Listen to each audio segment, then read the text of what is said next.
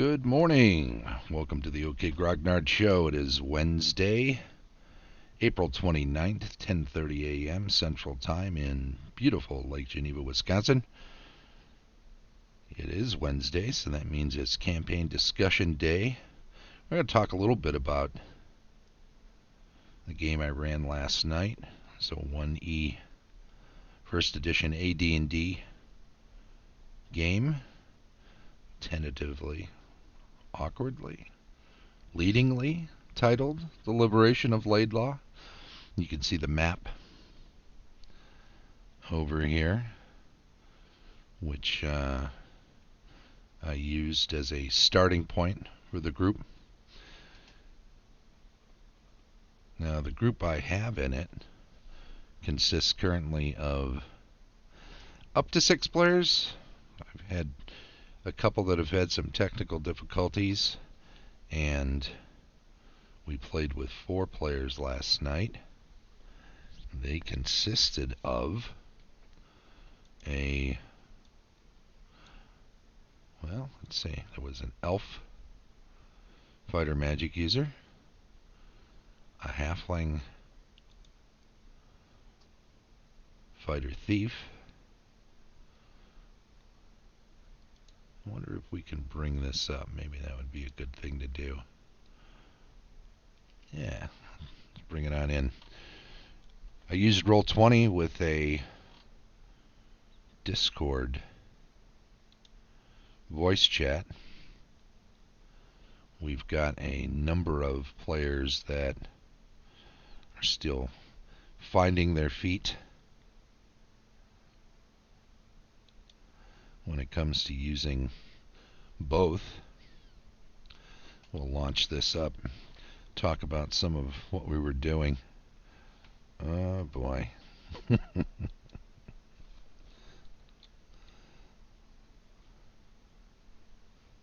Everybody's still playing around with some of the features, which are fun. Get rid of some of this mess that they use to try out some of the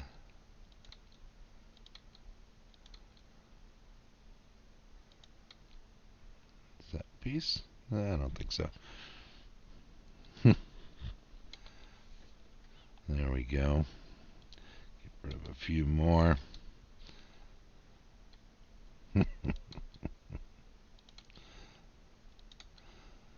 Making faces. So, this campaign takes place in a larger kingdom. I'll go to 70 here.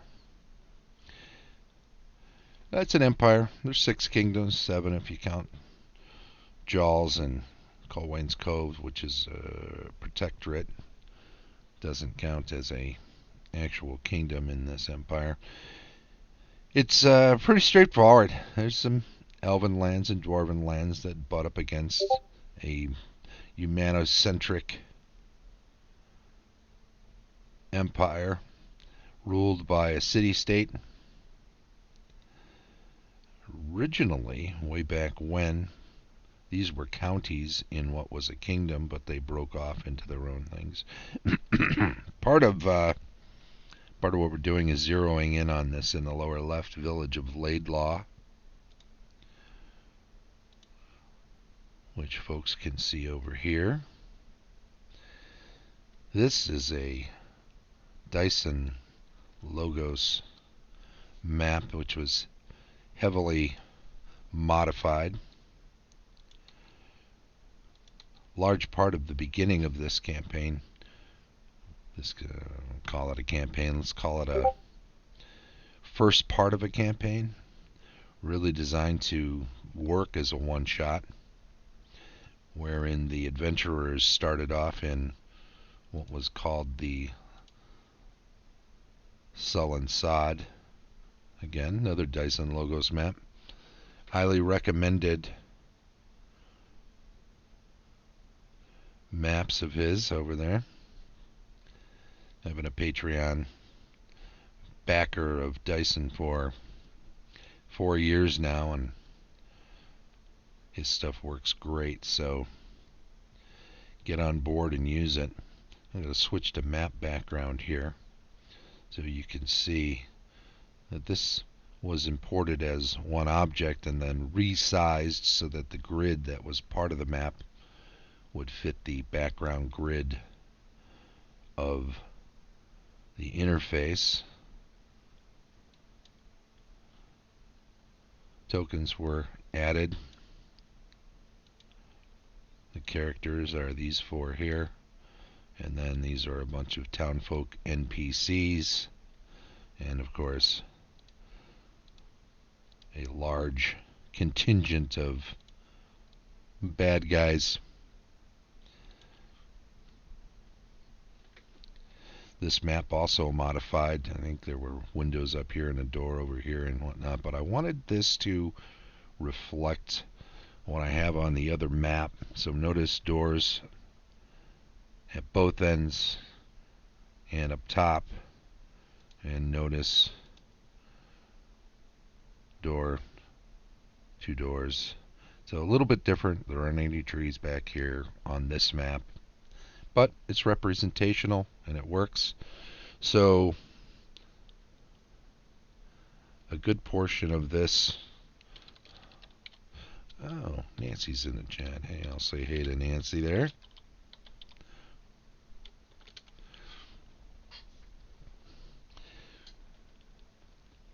Playing with music today, she says.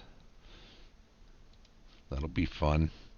Add a new dynamic to the gaming. I want to make sure while I'm on it that I add both Game Master's Vault and Nancy into the weekly drawing for a set of dice.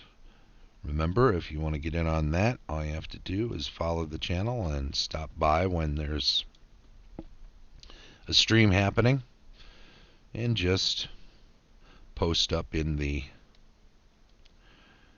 chat room and you'll be automatically entered. So with this campaign, the big map was just to get an idea where they were and kind of ground them in the overall setting.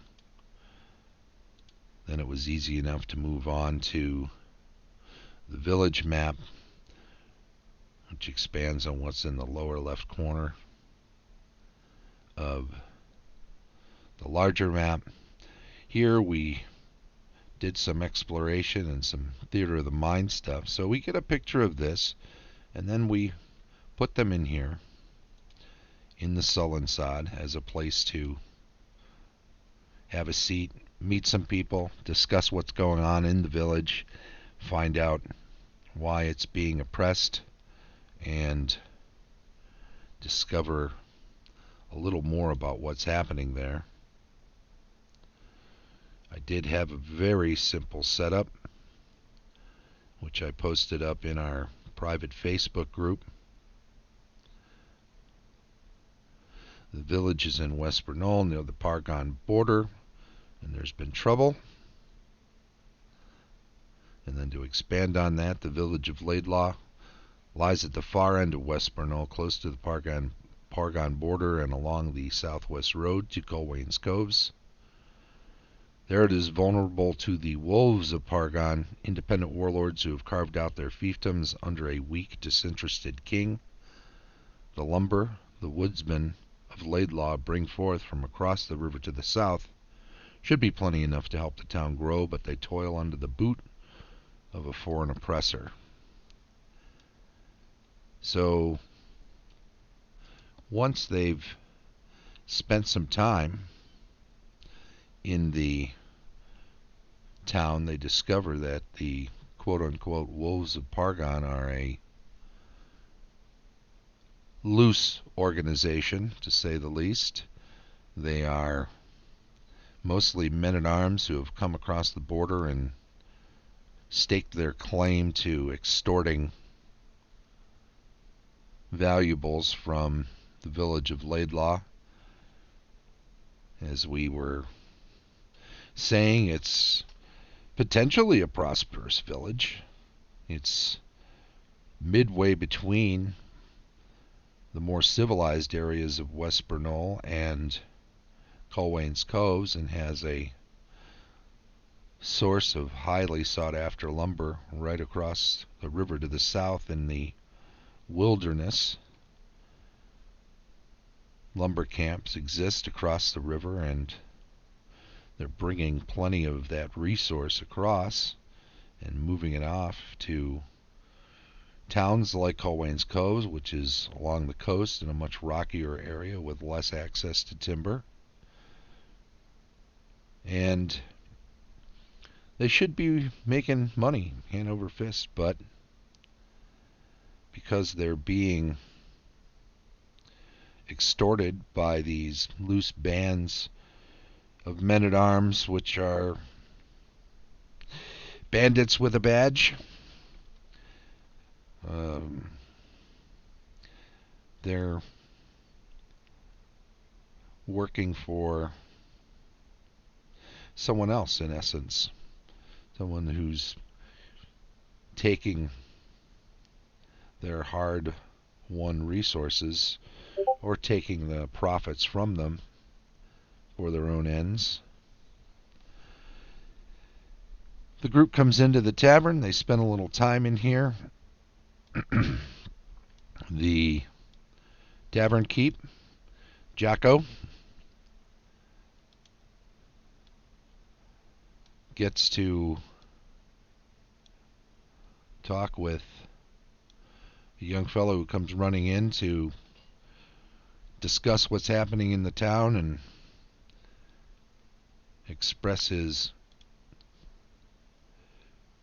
grief over what some of the wolves, some of the bandits have been doing to his family. And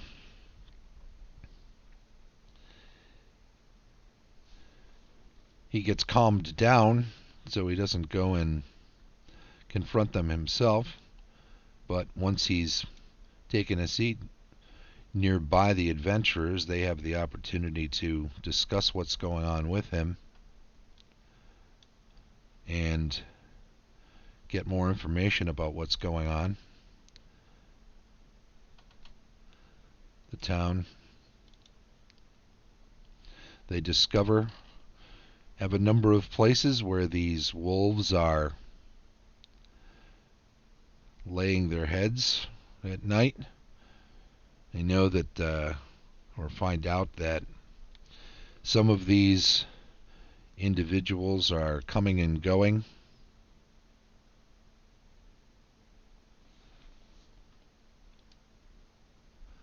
There we go.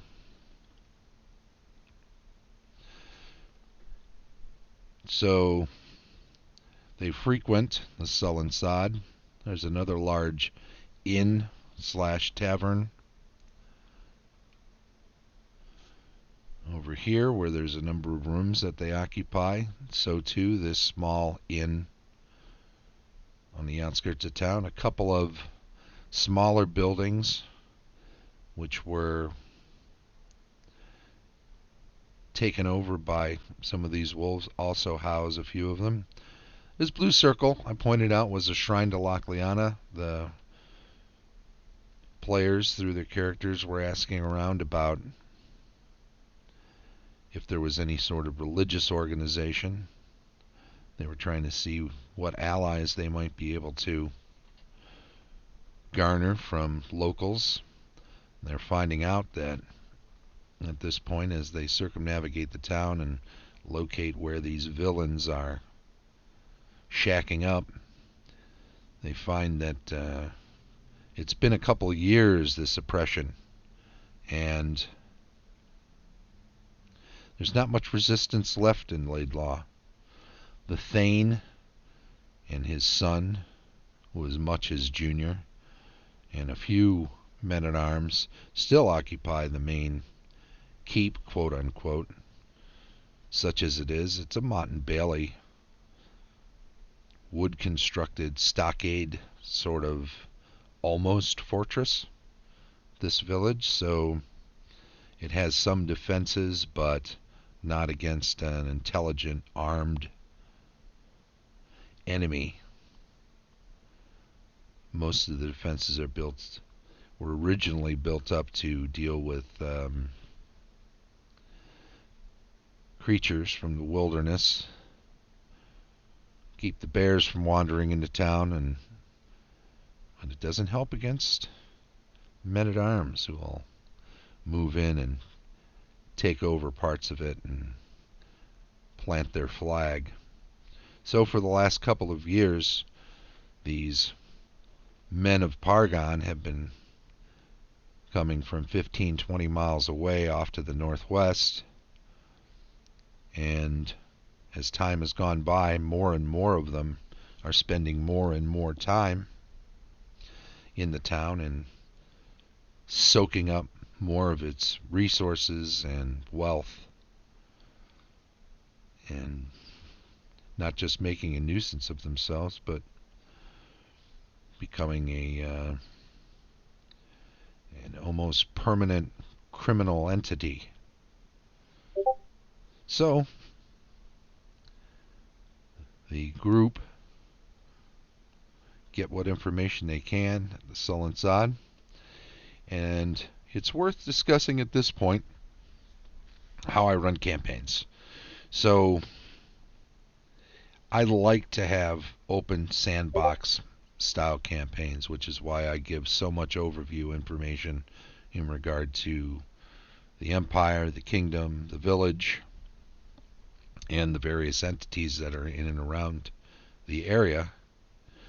But I don't like to steer the players. I'm not looking to have 6 pages here, which are 6 different battles that they are definitely or almost definitely going to get involved in. So what I do when I run the game is keep that start page clear and use it as a battle mat, much as I would at the table. And as they move from place to place in their choice, so they'll discuss, well, we're going to do this, we're going to go to this place, we're going to go to that place. And when they land on a situation where combat is required, I'll bring everything back over to the start screen and use this as if it were just a clear battle mat, just sketching out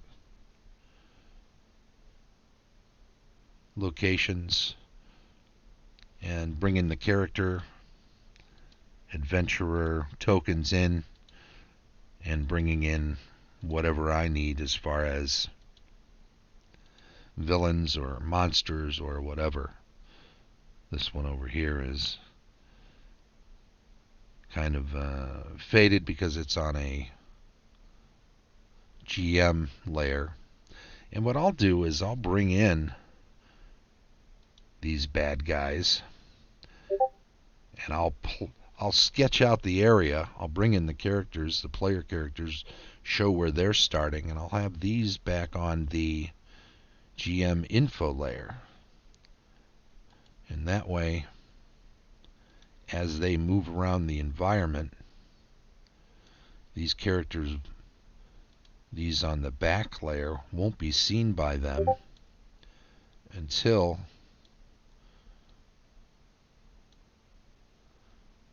let's say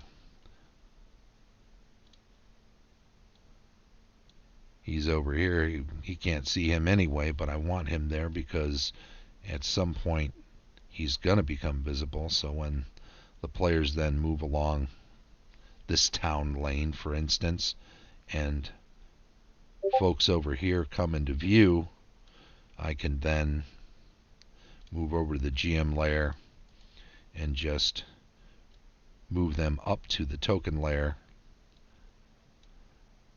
and then move them along as a group until they get into combat and then they can move individually. I've been using these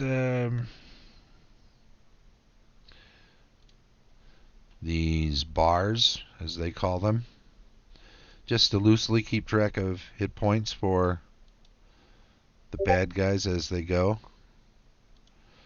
and then keeping the bodies there and just Xing them out, which is easy enough to do with the freehand tool. Hooch in the red, making an X.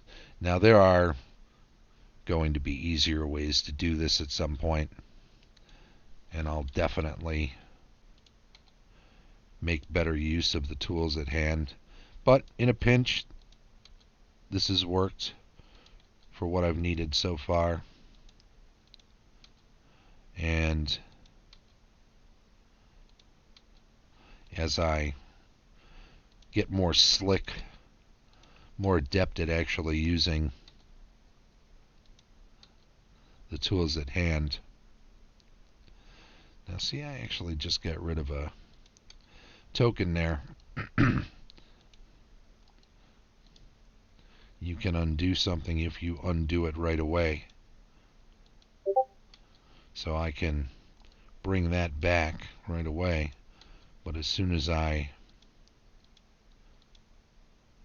move on to something else,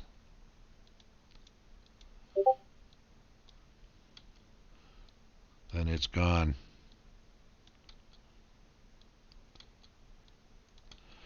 Now you'll notice these things aren't disappearing even though I'm going across them. In case you're not aware, those are back on the map layer. Oh, I guess that one's not. It should be.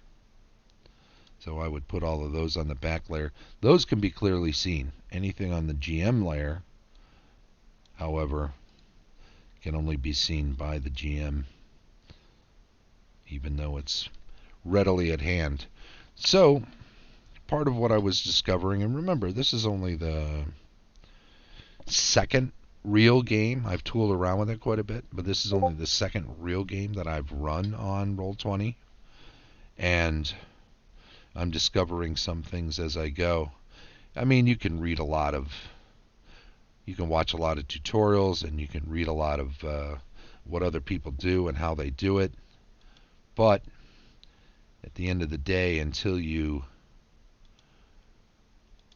start actually running stuff, it's going to be a while before you figure out the best way to use it for the games you run. We'll just put all the characters off on the side for now. And that way when we come back to this next week, we'll essentially have the battle mat ready to go for the players to use. I think what I will also do is just line up some of these guys along this side and then move them all over to the GM side, or GM layer, so that rather than having to pull a bunch of tokens from amongst the assets over here, which is easy enough. Need a soldier, bring it in, move it around, give it some info. All pretty easy. But we've already got these guys, so we'll just slip them over here if they're all over on the GM layer anyway, or down on the GM layer, if you will. And I say down on the GM layer because it's a hidden layer. You can put all of these guys on there together. You can group them so that you can bring them all forth at once, or you can just select them all together. So we'll do that. We're going to go to the GM layer, move this last guy over. And then we're also going to go to the map layer and remove all of these map pieces so that we have a clean battle mat for the next time we play. What was this? Looks like something. Is it on the tokens layer? No. Is it on the map layer? Maybe. Is it on the GM layer? Not. Okay. So, object layer, all of these guys stay on there. Most of your actual combat battle mapping will all happen on that map layer, on that object layer. This map layer, easily seen, stays in the background. You won't accidentally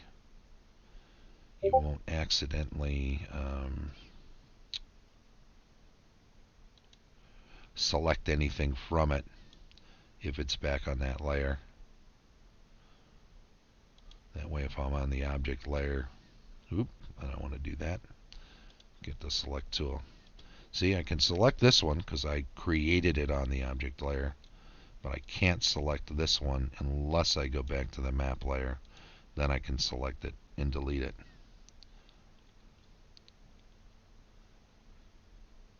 So most of the time you're going to stay on the object layer. But again, you can have all sorts of stuff hidden. So, understanding all that, one of the things I want to do is, well, it's easy to have these free assets or the various marketplace purchases, or you can have stuff in your own library that you can drag into.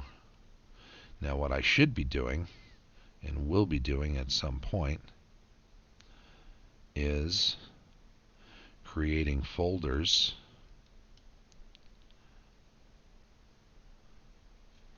so that you can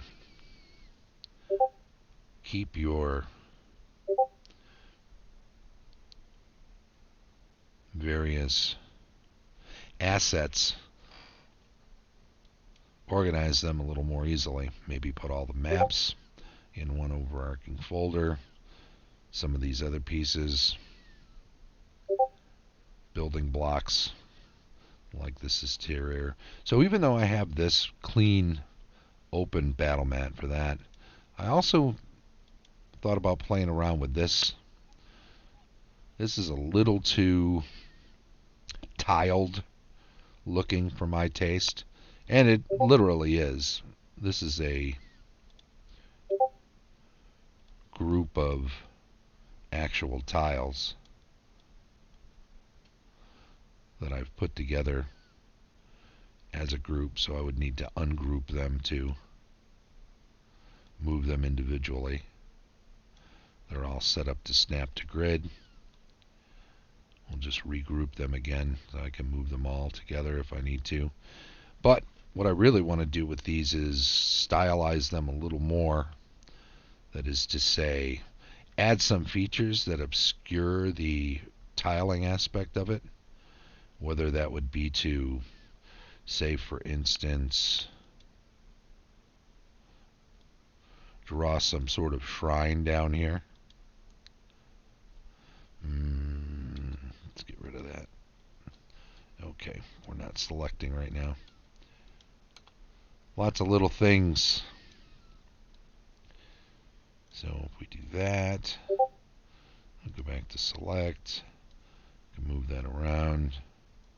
We could create some steps. Notice this fill pattern.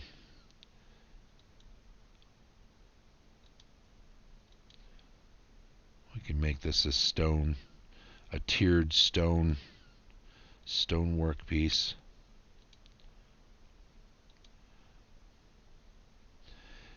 And that's interesting. So the grid will show through there, but it's not showing through on this one. And I do not know why that would be. So if we select this one, oh, it's just because the color we've chosen here is the same color as the grid. So we would probably want to use something a little less Okay. We have the option of doing a whole bunch of stuff as far as colors are concerned. Transparent, okay. I think that's the default. If we wanted, for instance, change this around a little bit, we could use different colors to create it, and that way it looks a little less. Are we on the map layer now? Yeah, we are. Okay. And then once you add some more pieces on here, you could add a berm here, you could add some trees and stuff, and kind of break up these lines that make this look as tiled as it does. Something else you can do, bring in a piece like this. It's snapped to grid right now, but notice its size till we bring it to that is not quite the right size for this. So let's go back over to the object layer.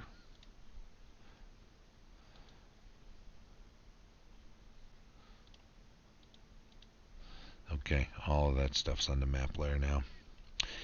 Anyway, the point I'm trying to make as I tool around on this thing is that it's nice to have some open battlefields, stuff you can draw on in a moment and create just sort of a sketch of the area, so that when they say, all right, we're going to fight over here, and then we're going to come down here and fight there, which is what they did last night. And then you saw that drawing with 2 round buildings and a couple of square buildings, a path that went this way and a path that went up this way. They chose the battlefield.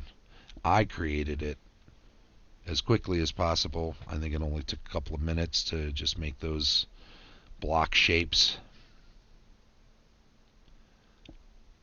Seeing the stuff I did not know you could do. Cool, Nance. I'm glad I'm sharing some of the stuff I've done and discovered along the way. I like the idea that they could have chosen anywhere at all in this town to do battle or to wind up in combat. And it only takes a few minutes to throw something together, much like you would at a game table, at an actual physical game table. Now, one could spend a great deal of time detailing all the various places. I could copy and paste this little chunk out onto another page. If they don't ever fight there, though, let's call this chunk 1. If they don't ever fight there, I've wasted a fair amount of creation and prep time putting together a spot where they don't wind up actually playing. So I can go into paint, for instance, and I could, well, let's recreate what we did. I could do this here, grab a piece of it, copy it, do a new screen, paste it. I could then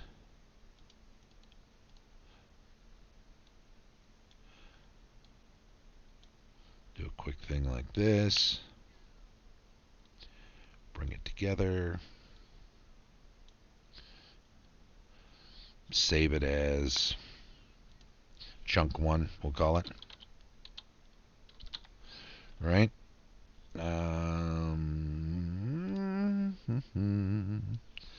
Let's go up there. 1. Let's modify that. If we go to this screen, go to the map layer, I can actually take this off of my desktop, upload it. We know the basic size of it based on what we saw from the other map, so we can then take it and resize it. Is it a 10-foot wide path, more or less? Yeah, let's say it is. Now, if I hold down the Alt key while I'm doing this resizing, I can avoid it snapping the grid. Easy enough there. And then, when it's time for them to fight, I can go over here, go to the object layer, select these 4, then just copy them, hop back over to the chunk 1 layer.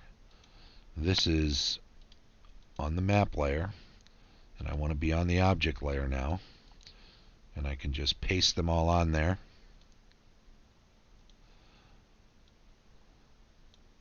Place them more or less where they are,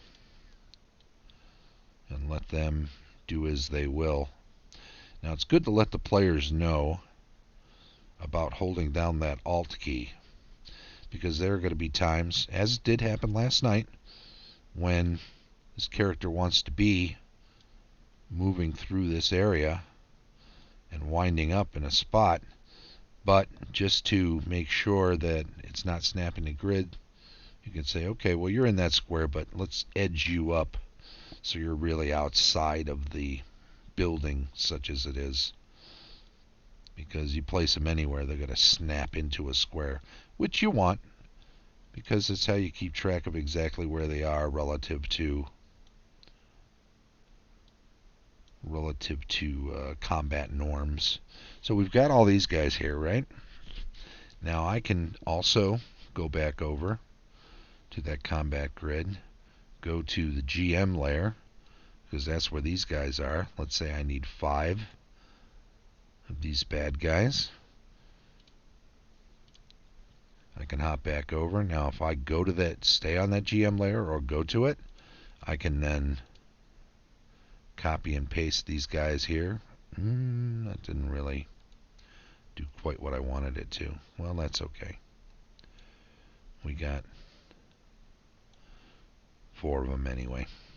That's enough for now. We can create more. Now, if I take these guys and place them, quote unquote, in hiding or within the buildings where they can't be seen currently, I know where they are. The players don't know where they are. Ducked down behind the well. And remember, we're on the GM layer now, so I just move them around. They can't be seen by the players while we're in this mode. Go to the object layer. They start moving forward. So-and-so makes a spot check or a wisdom check or whatever is needed for the system you're using. And you say, well, you think you see a guy over behind the well. Well, I just jump over to the GM layer. I select that fellow. I move him up to the token layer. Jump back over to the token layer. And say, yep, he comes barreling out from behind there. Starts charging up against you. Remember, everything snaps to 45-degree angles. So hold down the Alt key if you want, if facing's important to you. And I like to make those micro adjustments as I'm going along. It might be a little picayune, but I think it enhances the feel of what we're doing. So this is something I did not do last night. As you know, you saw, I was doing those line drawings just to be representational. But I didn't have the well in there. I had several of the buildings in there, but maybe they were slightly off scale-wise.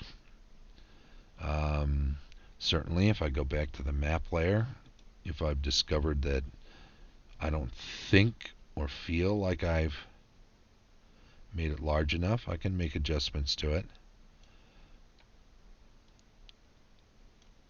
Right? And again, although I like this size for moving pieces around, moving things around, you can change the magnification, bring it in closer, bring it out farther. I think it's worth, at that point, telling your players, hey, change the magnification. Let's get everybody at 60% or at 70% so that we're all seeing the same thing. And most of the time, I think setting it up in such a way so that the map is all within the screen.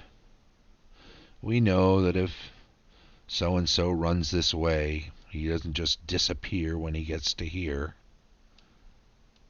He's still a little bit further along on the town lane. But, at least for the time being, what we're using, oops, we don't want to do that. So if he comes outside the door, then we just switch him over to the token layer. Oh, you just saw a guy come out this way.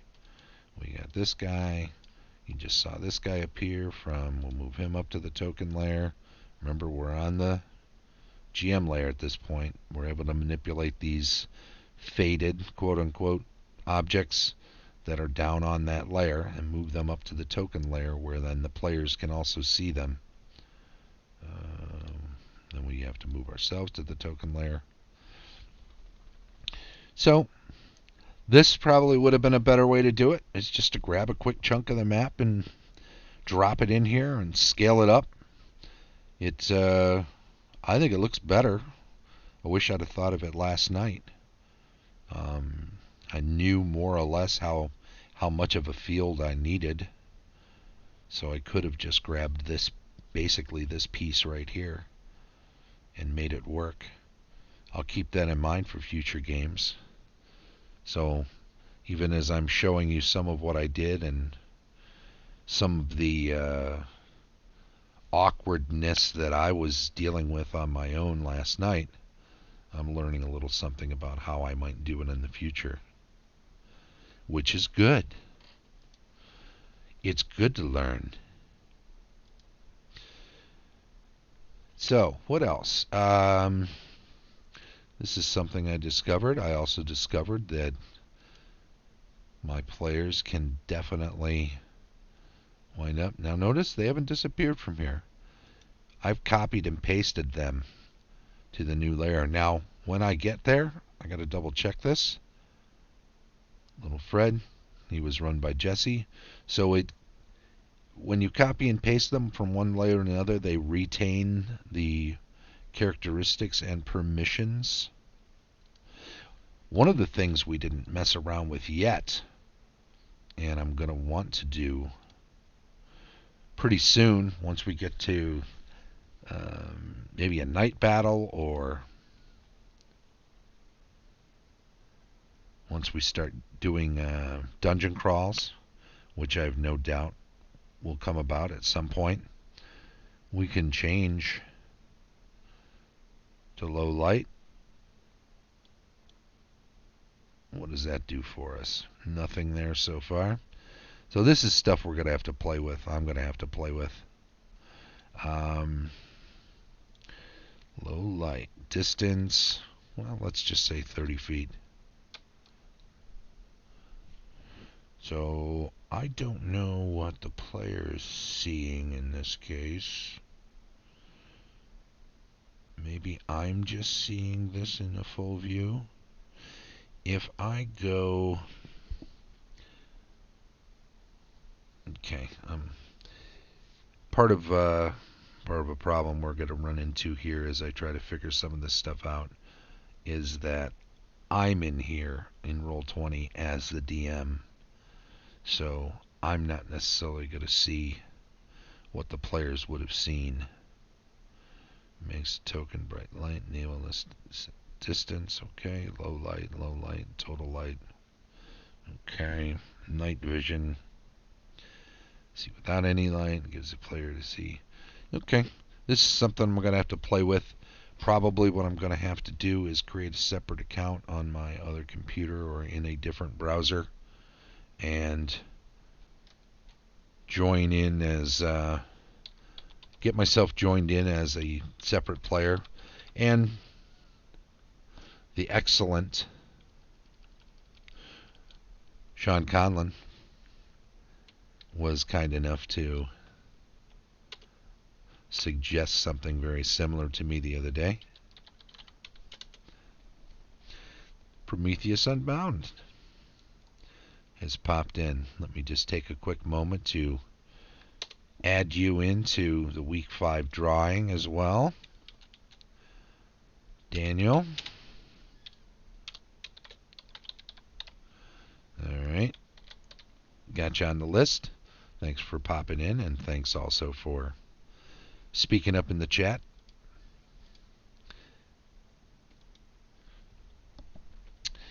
So, I don't know enough about the lighting effects at this point to spend much more time on it, because I'll just be casting about. I'm also going to have to spend some time with the advanced screen of the token editing.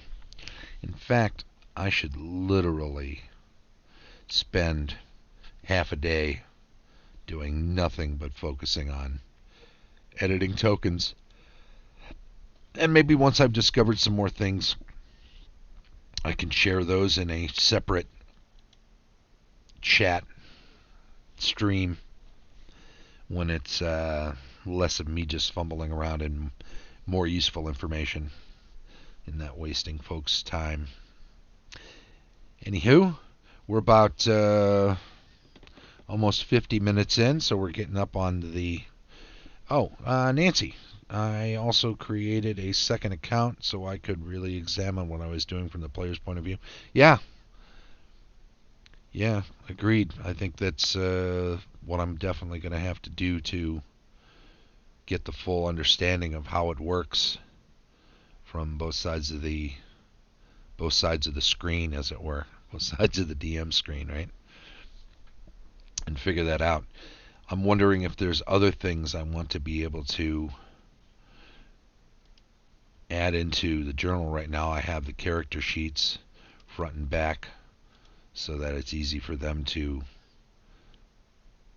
check their stats, check their equipment, find out what they have on them. I should mention several of this group are regular players from my first edition face-to-face game from the last year and a quarter, and we're awkwardly making this transition to a virtual tabletop for at least the duration of this health crisis. So a lot of this is new to all of us. A lot of the solutions we're finding or making use of are awkward analogs of what we would think we need at the table. I'm sure some of this stuff we're going to figure out is much more streamlined once we embrace the virtual nature of the format, of the medium.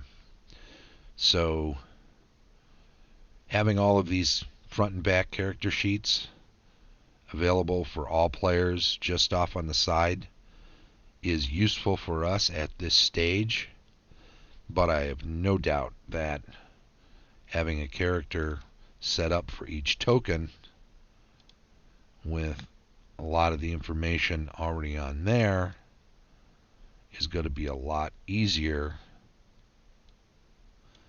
than having to pull up a full character sheet, make it larger, search around for what it is we need. So there'll be some short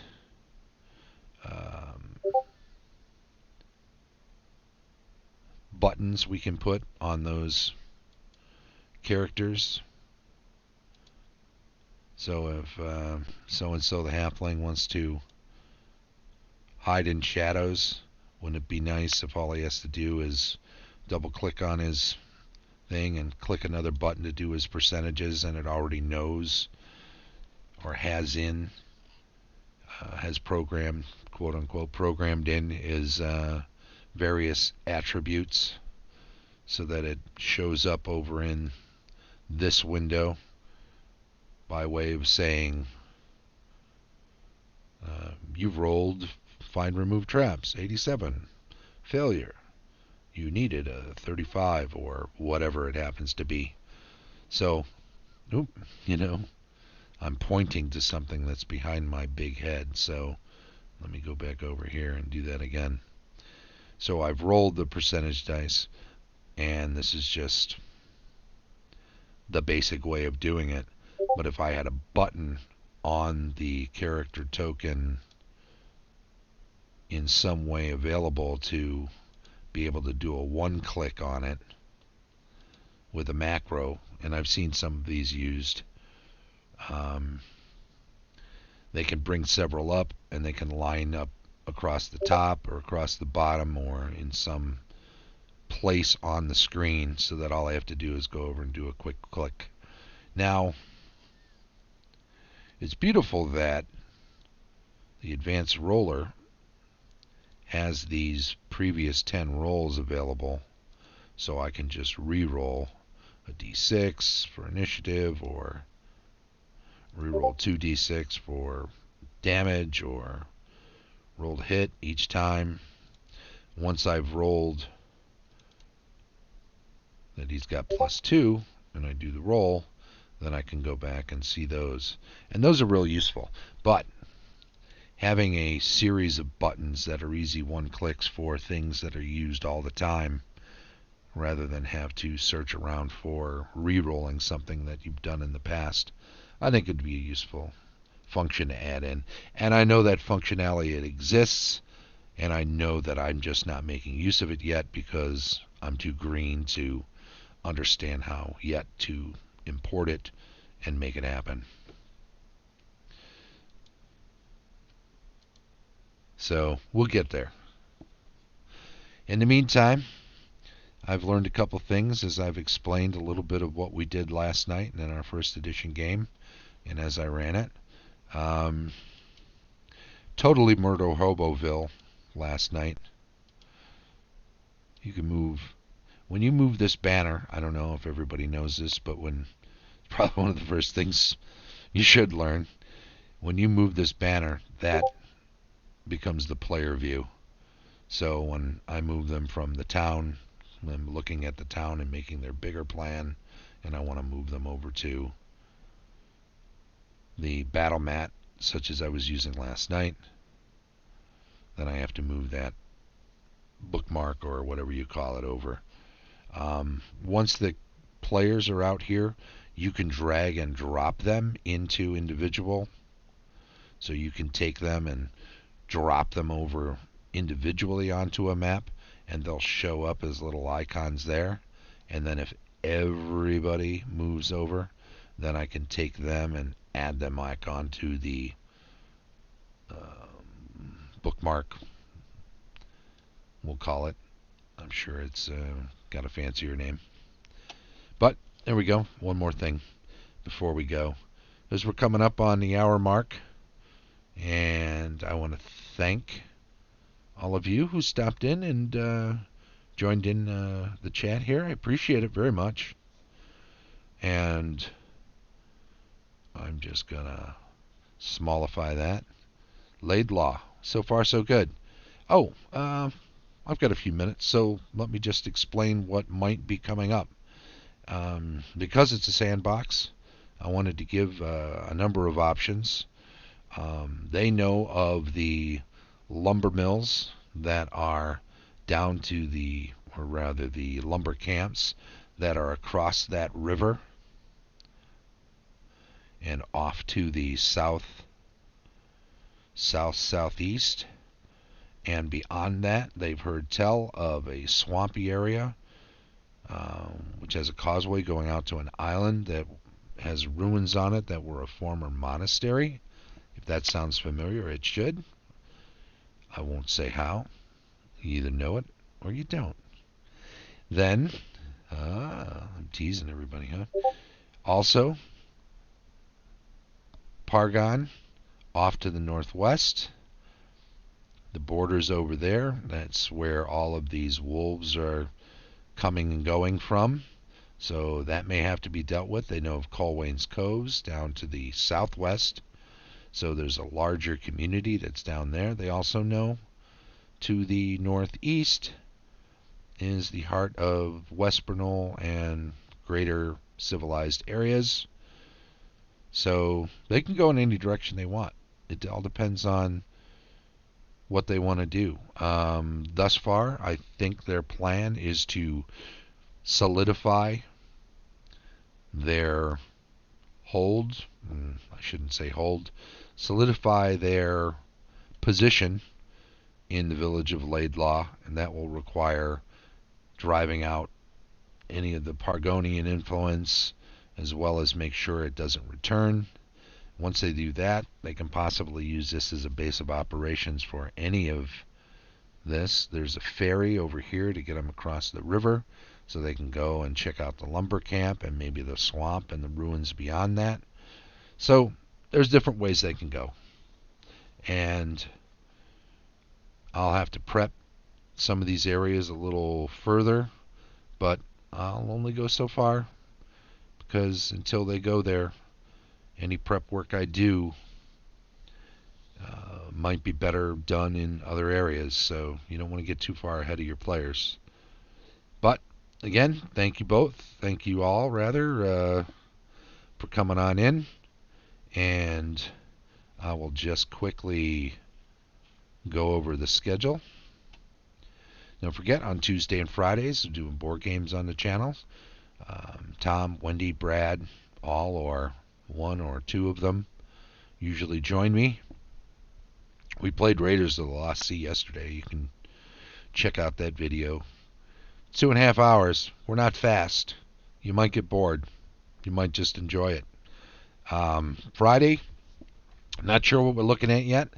Maybe, what's it called? Villages of Valeria? I think that's the name. It's a card game. It's fun.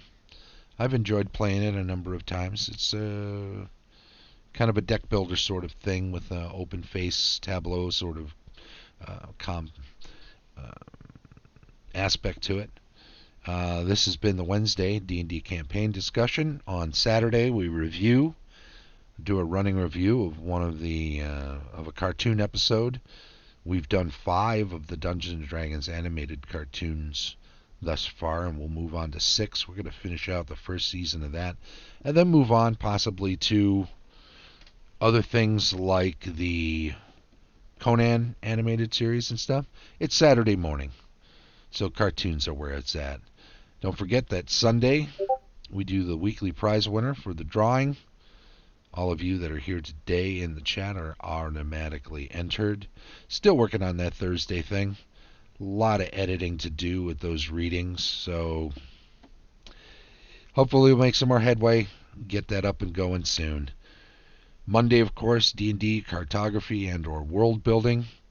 I'll spend some of that time on Monday preparing for Tuesday's night game, Tuesday's evening game, although I don't like to do too much in the public eye when it comes to something I'm about to run, because it's too easy to accidentally stumble across it. I'm not saying any of my players would cheat. I am saying if they want to be able to watch the show or check in on things like this, I don't want them to accidentally have something spoiled for them.